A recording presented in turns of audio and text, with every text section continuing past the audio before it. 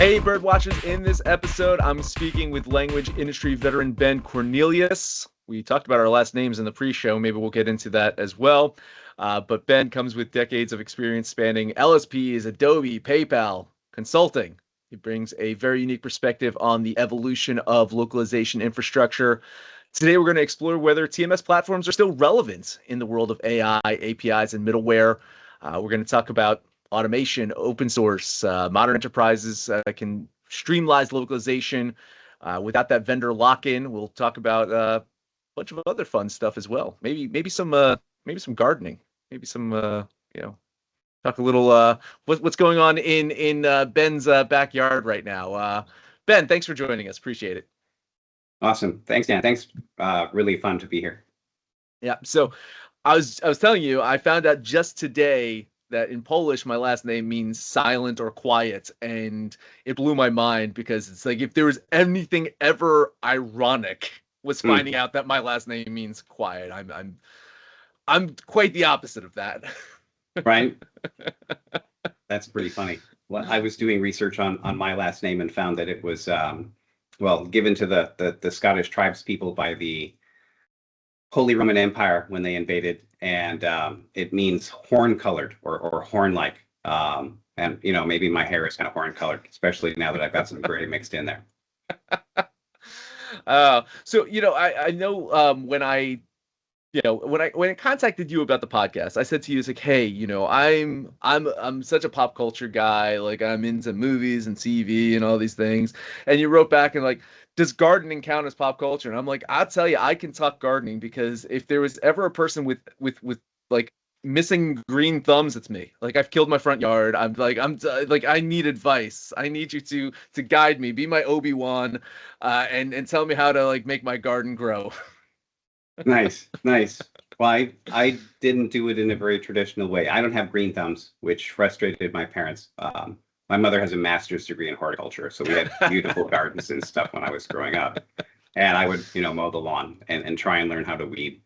So when I started consulting, one of the things that I really wanted to do was really heavily garden and start growing food and stuff. And I realized I'm still going to get on a plane. I'm still going to have that same lifestyle in some ways, like when I was at Adobe and PayPal and other big enterprises, where what if I'm in the Chicago airport? What if I'm out of town for a week and a half? So I went with a bunch of integrating a bunch of disparate systems with a bunch of global pieces coming together in a way that lets me manage my watering schedule from my phone in the O'Hare airport, right? If I'm on my way to Narita and I land and my wife says, oh, we've got this problem, I can pop my phone open and change it. So it's all hydroponic systems. I started looking at all of the plants in my yard and realized my yard is probably the most globalized place that I'd ever considered, and I hadn't ever considered it, right?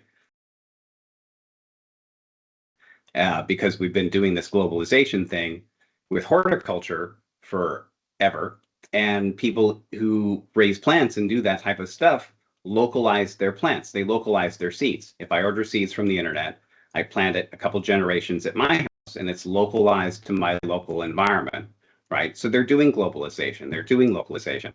And I just didn't really think of it from that perspective until I really dug my hands in. But yeah, it's really great. And I've got hardware from 3 continents and plants growing from 5 continents, and it helps me be healthy and feed my family. That's amazing, and I loved when we were talking about it too, and you were making the parallels to what you do for a living and how it related to. I won't call it a hobby. It's more than a hobby at this point. It really is. It's like a passion, right? I would say. It's a passion. It's a passion. Yeah. I've got the hydroponic tables for sale, but they're for local pickup only, right? I've got a bunch of them in my garage that are extra. We've deployed a few systems out locally here in the Bay Area with other folks. And one out in New Mexico, which was, interesting, doing it over remote control to help them out. But it's the same stuff that we deal with systems integration, right? How am I going to get this to talk to that? What am I going to deploy for automation and workflow? I had the head of Alexa over because he's a friend of mine. We used to work together. And I said, this is what I'm doing with Alexa. You should come and check it out. You guys sold me a voice interface and an event-driven workflow engine for $20. and it's fantastic, right? Mounted on the wall in my greenhouse. I can talk to it and tell it flood table 1 while my hands are messy, and play music for the plants on a different schedule. And it does all this great stuff for me. And it was, phenomenally cheap, giving me both most of my workflow engine and a handy voice interface. He laughed. So he's doing something similar in his backyard over in Santa Cruz now. Some MacGyver stuff there. See, I'm still gonna throw pop culture references out there and hope that you or the audience gets it. But yes, that is some really cool stuff there. We also talked last time we talked. I mean, you've traveled the world. You've seen. You've been to a lot of places, and we're talking about food and food markets. Like, Food. what's your favorite international food market? Well, I've found that a lot of people in our industry are really foodies, right? So when I used to travel to Singapore, I'd start a spreadsheet with the Singapore team about 3 weeks in advance called "Where are we eating?" Right? And so we'd have plans for lunch and dinner for as many days as I was going to be there. But there's some really fun hawkers markets, which are basically indoor versions of what we see outdoors in a lot of other countries. Singapore is hot and humid, so it's nice to go into an air-conditioned environment, but still get all of those street stalls full of delicious, right? You go and stand in the longest one because you know that's going to be the best food, and that usually works out. But in Thailand, they have the largest open air market in the world, the weekend market, the Chuchek market, and it's massive, right? I mean, if you could get through the entire thing in just one weekend, I would be surprised. But there was so much to see, so much to eat.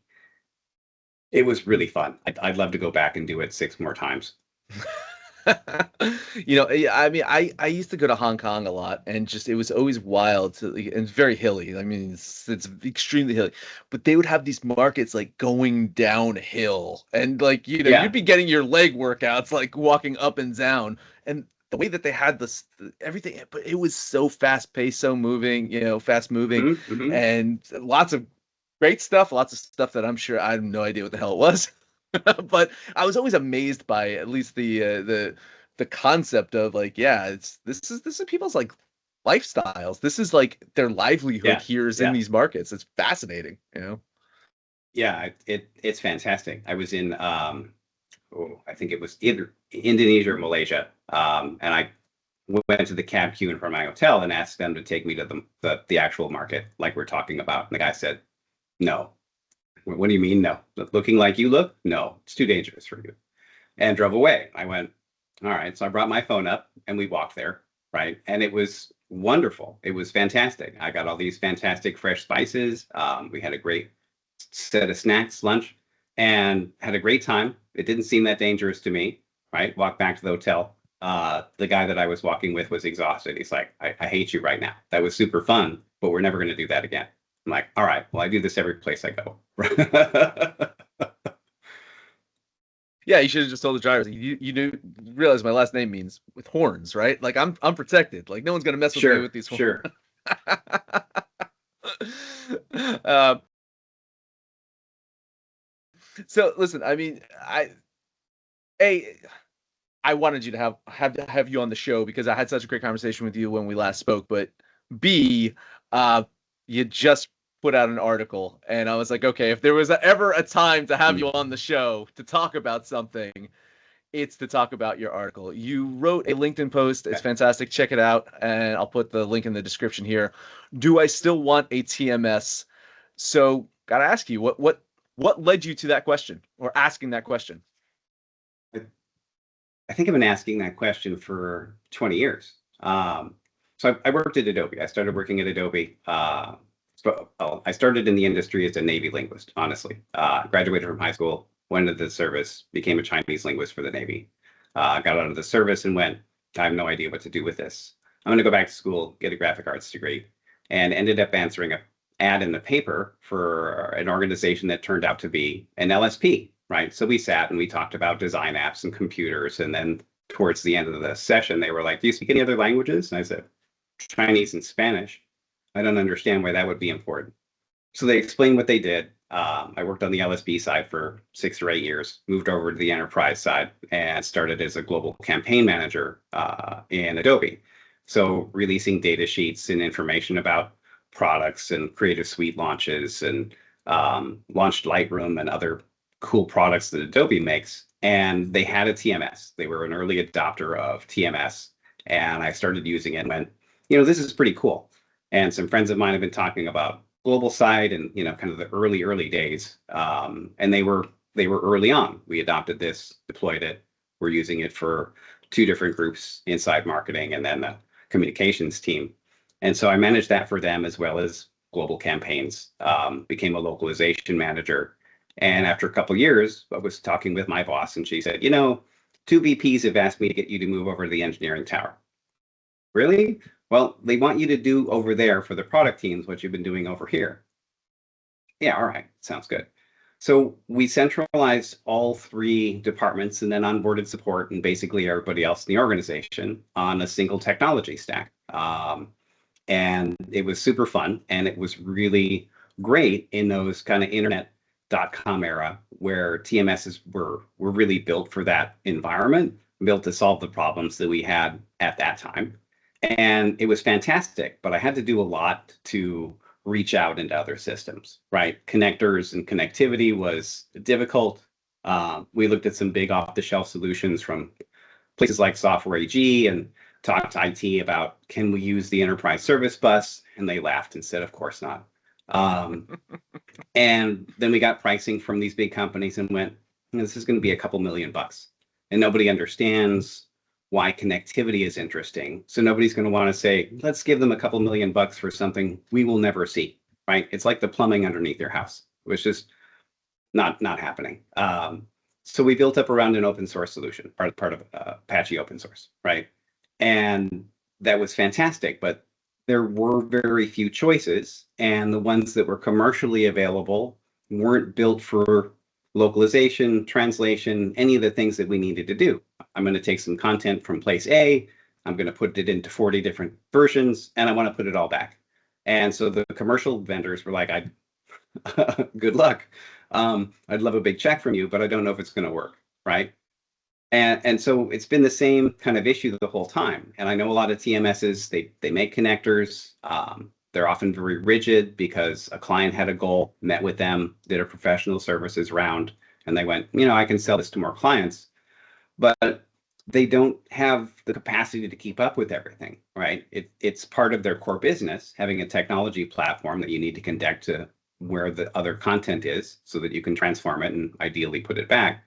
But everybody's got their own version of needs, and there's just a ton of fragmentation, right?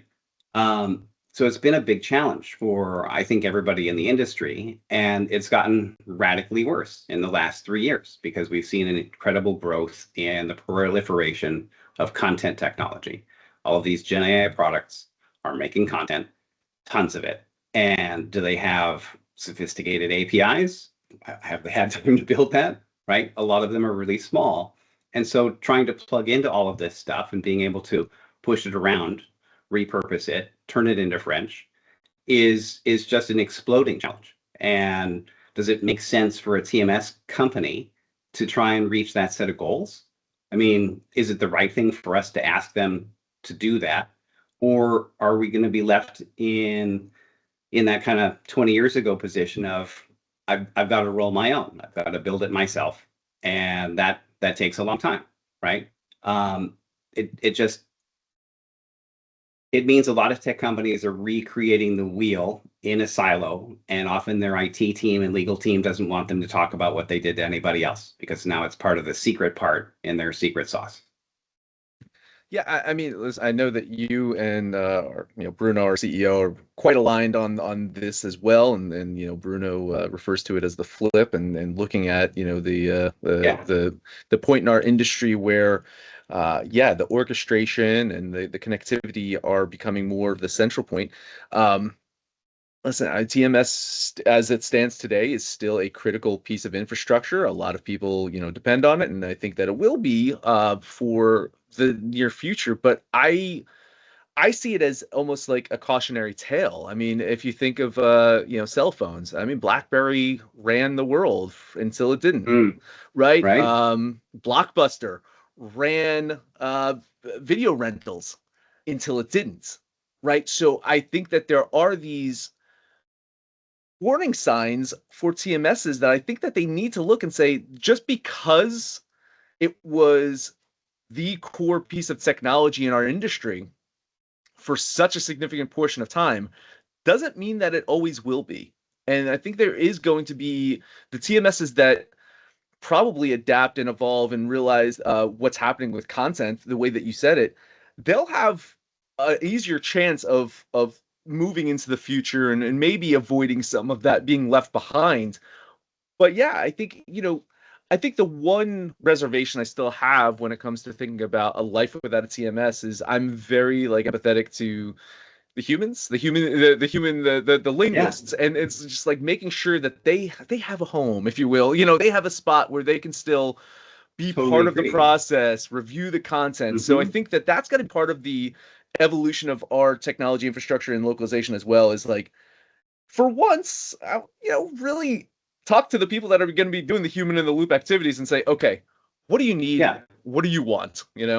yeah, yeah. And when we talk to really small companies, because we consult with small companies, big companies, medium companies, a really small company doesn't necessarily have the time and the skill set in house to manage their own TMS. It's like this is a complicated tool. It's not like Word. It doesn't open and you just kind of know what to do with it. It's more like Jira, where you get a license and you've got to do some configuration and spend some time and maintain the platform. Um, and that's sometimes surprising to them. I was meeting with a team and they said, well, I wanted to come with all the words in it because I don't want to pay anybody for translation. I don't want to use MT. So when you deploy it, can the database be full?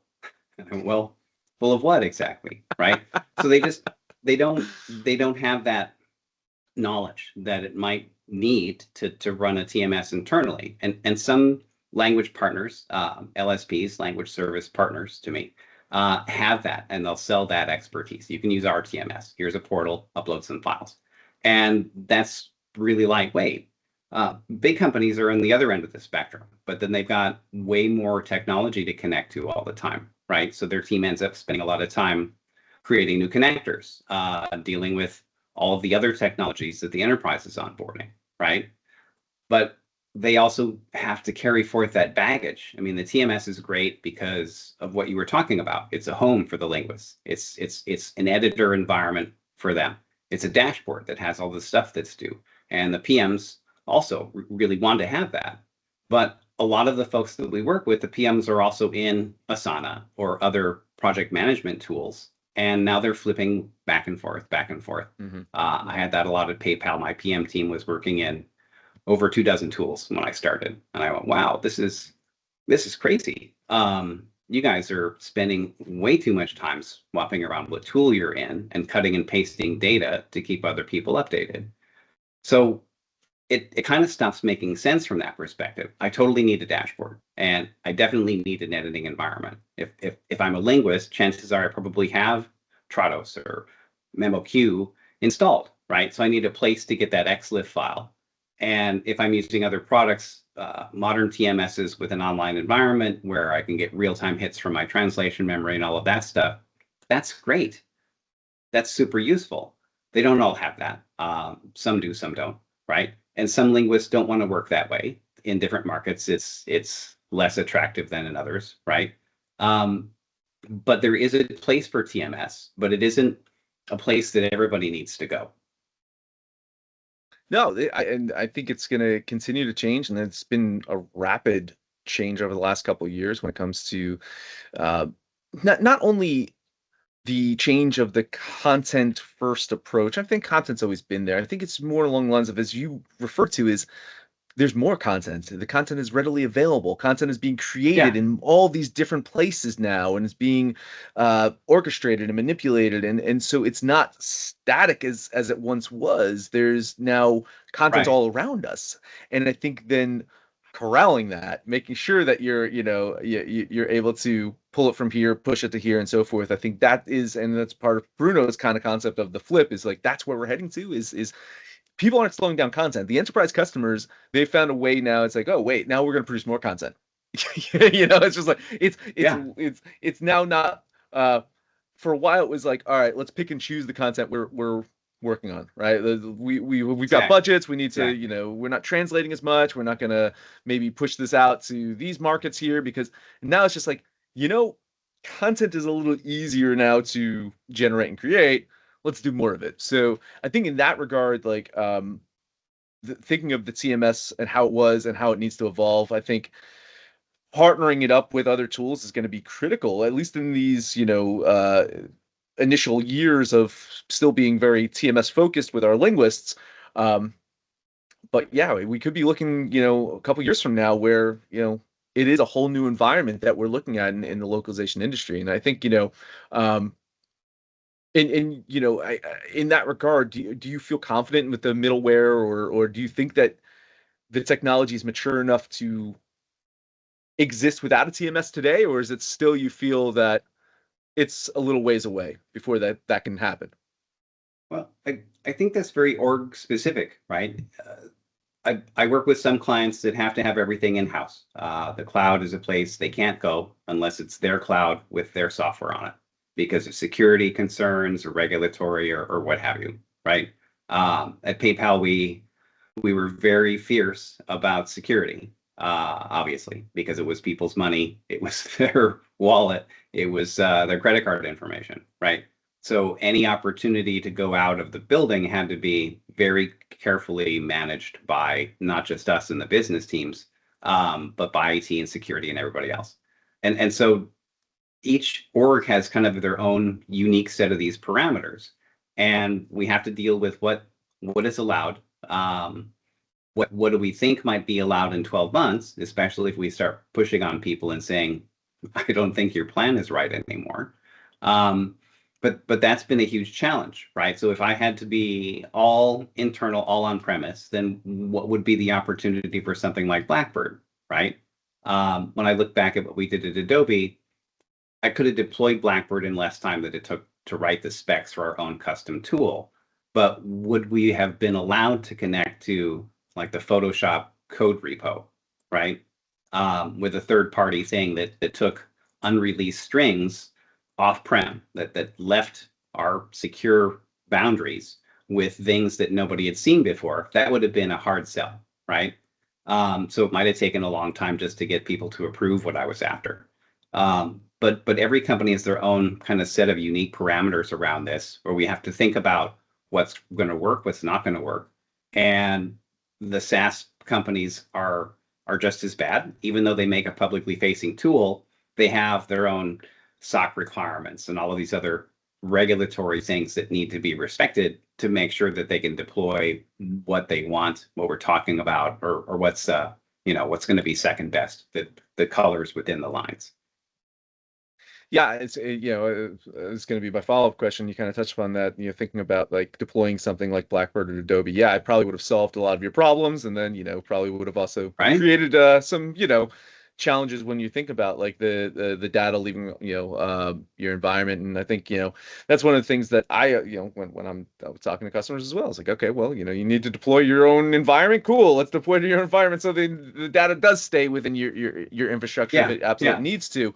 And I think that's not just, I'm talking about Blackbird here, but that I think that's some of the concerns about the overall infrastructure that we're looking at. I mean, OpenAI, mm-hmm. you're going to send it over here. DeepL, you can send machine translation over here.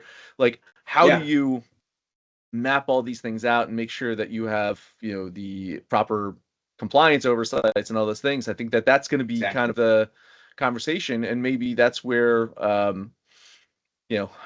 think if you're looking at the evolution of the language infrastructure in the future, I do think it is, how do you quickly but also securely connect all these systems together and do it at Mm-hmm, scale, mm-hmm, right? And so I think that there exactly. still is lessons that you could learn from your days at Adobe that still are very much relevant Yeah, today. yeah. Yeah. Yeah, I work with a client that maintains two instances of Jira. They've got one for their internal teams to use, and they've got one that has the ability to talk to people outside it. And so that instance of Jira then is where they go for things like translation. They've got two different Slack servers. I've got a couple clients that do that. Here's one that we use only internally, and here's one that people who are not employees are also allowed to access, right? And so they're creating a second version that's semi-public, where inside of that fenced ecosystem, not walled ecosystem, that's where content could live. I can extract strings from the Photoshop code repo that aren't code, that are the help files, that are the UI strings, and then take those out and run them around the block through various systems and put them back where they can be reconsumed by those internal high security systems. And not all clients are willing to do that type of work, right? That's a lot of additional effort. And other clients, they don't care, right? It's not a concern. Like we're cloud, we're happy to share stuff. We're happy to just plug into a cloud-based TMS and plug that into a bunch of other cloud-based services and use cloud-based workflow tools and project management tools and everything else. And it's like, well, great. That's a much easier opportunity for something like Blackbird, right? Because it is all cloud. And so it depends on their mindset, right? They need to have the willingness. Yeah, I mean, in a way, your previous answer was a bit of a cop out, but it's absolutely right. It's organizational specific, right? I mean, it's what works for Yeah. one company is just not going to work for every single other company out there. So it is, and you as a consultant, that's your job, right? Is to understand like what the ecosystem Mm-hmm. is, what the pain points, what the challenges are. What are you trying to actually solve with your technology? And I guess now I'm going to Right. ask you to give some free consultation to the listeners here. Um, Let's do it.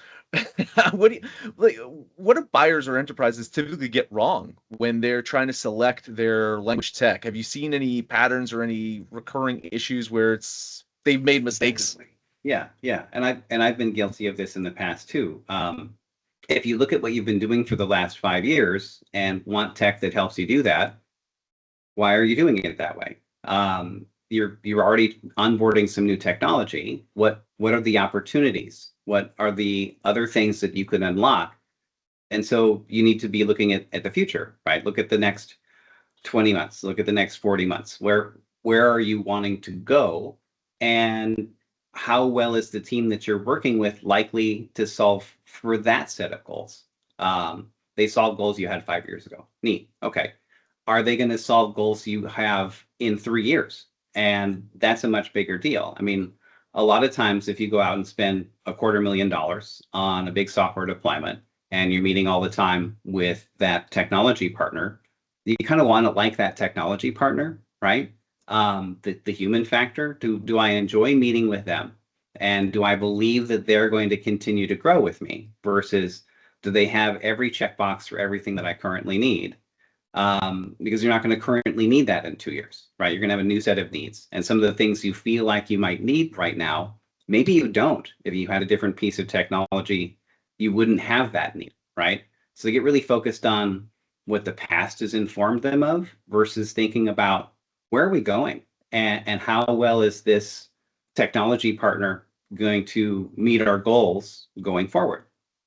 Yeah, I mean, the cost, the change management component of it, it's a big undertaking to put any new piece of technology in your environments. It's an investment and so forth, and Yeah. you want to be thinking of, yeah, it's like a chessboard. You want to think of not just the move in front of you, but you're trying to think of a couple moves ahead of you because you don't want to in a year go Yeah. through that again of bringing in another piece of technology because the one you selected the previous year isn't solving for your problems in the future. So I think that's a great piece of advice is, definitely, yeah, you want to solve for your pain points, but if you're going to invest the time and efforts to do this, Right. you Right. know, And I throw pieces of my core work stack away every 3 or 4 months easily, because there's so much coming out so quickly now that there's always a better option, right? Or there's going to be one soon based on what the problem is. When I first started using some of the AI video creation technology, it was terrible. Um, and we had some clients. So I've got videos embedded in my support articles. Support team doesn't have talent and language speakers, and we don't have time and capacity to build videos in Chinese and French and Spanish and Java. I'm like, cool. We'll just make them automatically. And they go, these are really good, but their mouth isn't moving in the same way that the words sound. I'm like, oh, all right. I grew up with American kung fu movies, so that's fine with me. Right? It's like fine. Your mouth is not in sync with the words. That's normal for lots of people. But this particular group said that's not okay. I'm like, all right, so we're not going to deploy this. Yeah, we're just not going to ship video to anybody who's not an American. I'm like, wow, all right. Part of your content strategy, part of your experience strategy was to provide this to your users, and you're going to hold out on French people because they don't speak English. You're just not going to give it to them. Oh, you're right. We'll give it to them in English. But now we see new video generation tools have come out, and they get the mouth down pretty good, right? We've seen folks like Netflix and Disney and other big companies thought this is important for us. It's part of our core business, making feature films and TV shows, etc. And we want to ship that everywhere. So we're going to make this work out. And they did. And now you can buy that for a few pennies a token, right? And so we could do that now. But if I didn't have an easy way to attach to that, to these new AI tools, do I have to build that every time? Because if I got to go to my IT team or a dev team and say, I want this tool to connect to that tool, have you got 3 engineers who can work for me for 4 months to do that? Like, we're working on core revenue product here. We've got another goal, and maybe we'll get to it. Never, right? So that's where we need these connections to exist somewhere. And if HeyGen has a connector to every content repository in the universe, perfect, it's solved. But we know they don't, right? Again, it's not feasible for them to do it any more than it is feasible for a TMS to do it. So that's where the connectivity tissue is still crucial. If I've got that classic IT hub and spoke model, I'm just creating a new spoke, and all my other spokes are fine. So it's way less engineering effort. It's a much easier barrier to hurdle.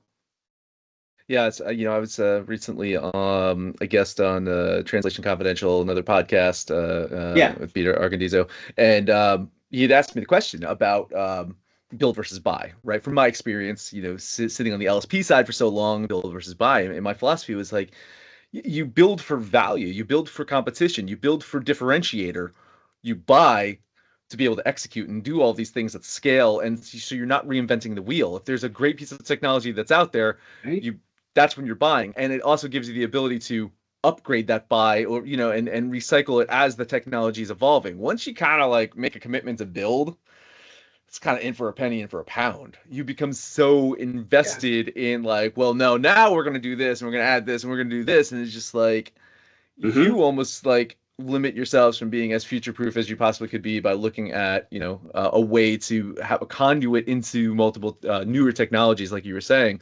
of being able to rotate out technology as you need to. And um, Yeah. I think oftentimes it's an organizational issue as well. It's not, and again, you're a consultant, you tell me as well. It's not necessarily just a technology issue. It's often, if you're looking at the struggles that organizations have with change management or silos, right? I think that's one of the big things that you Huge. talk about is like organizations have huge issues with silos that kind of limit them in their ability to maybe succeed as much as they could. Like, what's your thought on this? Is there a better path forward? Well, I noticed early in my career when I was on the LSP side that I was able to get phenomenal insight about a client because we would get content from their marketing team, from their product team, from documentation, from support, and we saw basically the whole story, the whole interaction that they were having with their customer. And if they didn't have an in-house localization team or a TMS, right, they were sending files over the wall, and we had all the knowledge, which meant they lacked any real way to get that insight internally because they were all siloed, and we became an external silo. And if you're buying translation by the word, then are you paying your LSP for insight? Right?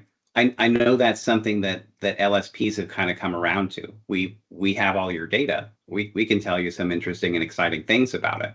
But when you have it internally, it's a huge boon for developing understanding and insight.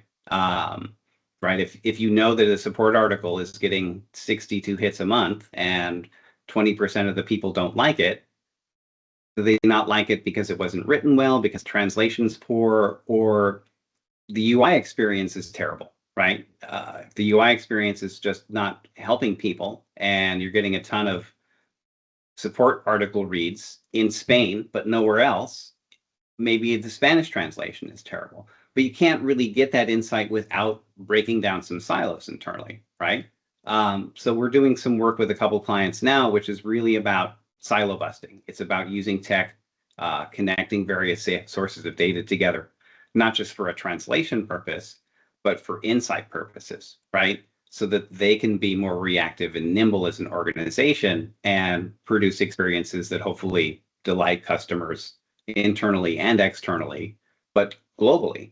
So thinking about it in that way is really different for a lot of teams, and sometimes they feel threatened, right? This is my job, this is my role, this is how I've been doing it forever. When I was at PayPal, one of the things that I was assigned was go sit on the Core Agile implementation team, help 12,000 engineers go Agile. I'm like, cool, Ben, you're a hardcore Agilist. I need you to go sit on this team and help us get through this. Great. So it was vast change management program, and we applied the Agile system to the change management as well as the code. This 2-week sprint, this is what we're focused on. This is the expected outcome, and this is how it's going to inform the next sprint. Just like the engineers were working in a sprint, we were doing organizational change as a sprint. So we had very small goals with very clear outcomes, and we would say this is what happened every 2 weeks, so that everybody could get on the same page and feel like, all right, I know what's coming, I know how it's going, I know what's going to happen next, and if it's not working right, we can adjust. And everybody has a stand up. Even PMs got together in a stand up every day. We got a 15-minute stand up. We all know what's going on. We're going to talk to each other and do the standard system. This is what I'm working on. This is what I'm going to work on next. And these are my problems, right?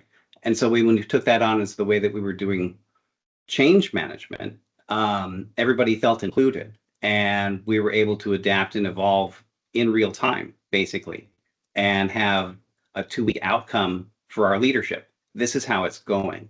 And that was hugely impactful, right? Here's the localization group, who is not always the forefront of knowledge in a big organization, helping the engineering team get it together and showing them how that can work really well, right? So it was a way that other areas of leadership, that local orgs and content orgs and experience teams, there's internal people that need content and experience. And if you're good at doing that to your external customers, the people who pay your company to exist, this is just additional demographics, your internal demographics, the engineering team, the ops team, et cetera, and giving them the right information at the right time in the language that they need to understand it and react to it and do something good. Yeah, and I mean, we're in such a critical change moment in localization that it's not just all hands on deck, but all hands working together. It's I think there's you're talking about the risks or the fears that drive people and the resistance to the change. This is also an opportunity. Yeah, It's an opportunity for people to get new skills and work together and be more involved in some of these changes within an organization, right? Being more, holding the torch bearers forward as opposed to marching along with it, because it's not just a technology issue. And I think that there's a lot of burnout, a lot of pressure, a lot of hmm, challenges with keeping tech talent nowadays as well, because I feel like everyone just turns to the tech. It's like solve this, figure this out, but it is an right. organizational thing. It's if everyone's, as you mentioned, like breaking down these silos, working together, I think it's much more easier to put in a new piece of technology or grow or evolve. And I think it leads now to my final question for you, which is an absolute softball. I've been throwing you some hard ones. I gotta give Okay. you an easy one to close out with, because Hmm. it's kind of relevant. But how do you think companies should be thinking about Gen AI and localization? At the system level, even at the org level. Like, what are your thoughts on where we're at now with generative AI? Sure, sure. Well, I use it a lot. I got a early beta access to the playground when OpenAI was hosting that, and I played with their AI dungeon, which they were using to get feedback and do training of their tools. And it was hilariously bad for anybody who's ever seen that thing. It was astonishing. It just devolved into violence and misogyny and whoa, serious? In less than 5 minutes every time. It was hilarious, right? But I was really open to experimenting with it. And my wife laughed at me. She's like, you're going to get a huge developer workstation and go back to writing code. It's been nearly 20 years since you wrote code. And I went, yeah, but there's exciting stuff going on. And I want to build a local LLM of my own from scratch and figure out how they work. The Transformer paper had come out and was really exciting, right? So the whole Gen AI movement that we've seen become very broadly popular, very broadly expectable and acceptable is come out of Google machine translation research, right? It's come out of the stuff that we've been using in the globalization space for decades, or if not longer. I started using machine translation in 1994. It was terrible, right? The linguists hated it. It messed up my tags. It was not good, and quite a lot of information and research and effort went into fixing that and making it better. And we ended up with statistical machine translation and neural machine translation, and we had to keep experimenting with it to see what was going to work as guilt professionals, right? And now we see that same thing broadly across all of the company and not just the language group, right?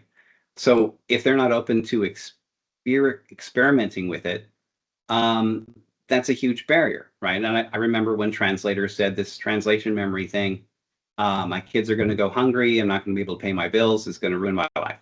And it didn't, right? This machine translation thing, my kids are going to go hungry. I'm not going to be able to pay my bills. And that didn't happen either. TMS was the same. I saw a lot of feedback from practitioners across the industry who said, this is dangerous and I don't want to use it. And it's like, oh, okay, I'm going to totally respect that position. But if you're still in that position, right? I don't know how much work a translator is finding if their main tool is still a typewriter. That's just not going to cut it anymore, right? Um, if you're got 3 years to do literary translation of Chaucer into Italian, then sure, maybe that's solid, right? But I don't think so. If we don't keep adapting and evolving, we don't keep being relevant. People are built to learn things and apply it, so it's kind of a normal function for us as humans to do that. But we need to be open to playing around, to trying stuff out, and not all of it works. And for really highly risk averse organizations, that can be harder. For people with strong guidelines from IT and security teams and folks that say none of this is okay, they used to feel like that about things that they've changed their mind on. So we can try and get them to change their mind. But a lot of our customers are SaaS companies, right? And so they've been looking at this. How can we bolt on a chatbot? So we built chatbots for companies. Here it is embedded in your help. It knows all of your help stuff. It knows all your marketing brand. It responds in a very positive way and doesn't curse and doesn't say weird stuff. And more importantly, doesn't make things up because it's working from a constrained set of data. So the hallucination rate is microscopic, right? And so these bolt-ons are driving a different mindset, though. That's not where this is all kind of heading, right? If I'm in the chat platform portion of my SaaS product UI, and I'm like, hey, I want to see all my medical information from my last visit, then the UI should bring that up, right? Run the filter for last visit, whatever. If I'm looking at my AP system and I ask, what are all the invoices that are due? Then again, take me to the invoices page, run the filter, show me all of those. So the UI becomes more and more functional. It's providing me insight. It's not just a bot saying, hey, Ben, go click here and then click there and then run this filter and then, right? We see how Google's moving from search results to an answer, right? So what if the UI, these products, because a lot of the times we're supporting tech companies, right? The UI is going to become conversational. I've had this conversation with a couple of CTOs and experienced VPs, and they know that this is the future, right? The whole UI is going to be adaptive, not just I can fit a German string in here where there was an English string, and so I have an adaptive layout, but the whole experience needs to move to a more adaptive place. How do we adapt to that? I mean, that's a different set of architectural assumptions, multiple AI-based services coming in at the foundational layer, not just in a bolted-on bot. And how are we going to test that, right? So if we look at like the CI/CD pipeline, where is my testing moment if the UI is responsive? So now my test automation needs to be live the entire time. I need to be seeing if the way that my customers are interacting with my thing is still producing a righteous result. Is my test agent fast enough to see what the software is about to paint to the user and decide, is that right? Is that good enough? Is that gonna blow up this experience moment? Um, and how are we going to evolve to that, right? How are we going to get testing to evolve to that? How are we going to get products to evolve to that? Software engineering teams and the people who build the experiences, the writers, the linguists, etc. So this is kind of, to me, obviously where we're going. The whole conversational approach we're seeing further and further increasing in the products that we use, not just an AI function, but how does the AI then impact our experience, and how much of this content is then generated at near runtime or at runtime, and how do we translate that? What is a TMS's role in that type of experience? What is my test automations platform's role in that type of experience? And how long is that transition going to take? We're not going to have the same timelines that we had to deal with the internet boom or the .com revolution. The tech is moving faster than that. Not that the LLMs are getting that much better, that much faster, but the use cases where they're being applied, that part is exploding. Does that make No, sense? totally agree. And good way for you to you basically came full circle. You managed to get TMS back in the conversation at the closing Well, remarks. that's what you wanted to talk about. So, want to make sure we get that in there. I'm sure we'll have you on again. You can talk about other topics as well, but I appreciate you joining. Ben, where can people find you? How can, if they need consultation, if they need help, how does Ben come help them? Absolutely. LinkedIn. Come to my LinkedIn site, bencornelius.com. It's my website, and reach out. I love chatting with people, just like Dan here, even though his name means quiet. Would have known. Anyway, thank you once again, Ben. Thank you everyone for watching, listening, half paying attention, multitasking. I know it's fine. Our voices are great though, and you like hearing a couple of tech words here and there. Then you can put it on in the background while you're doing your chores. However way you're listening or watching, we do appreciate it. And until next time, bird watchers, keep shifting left. Bye. Bye.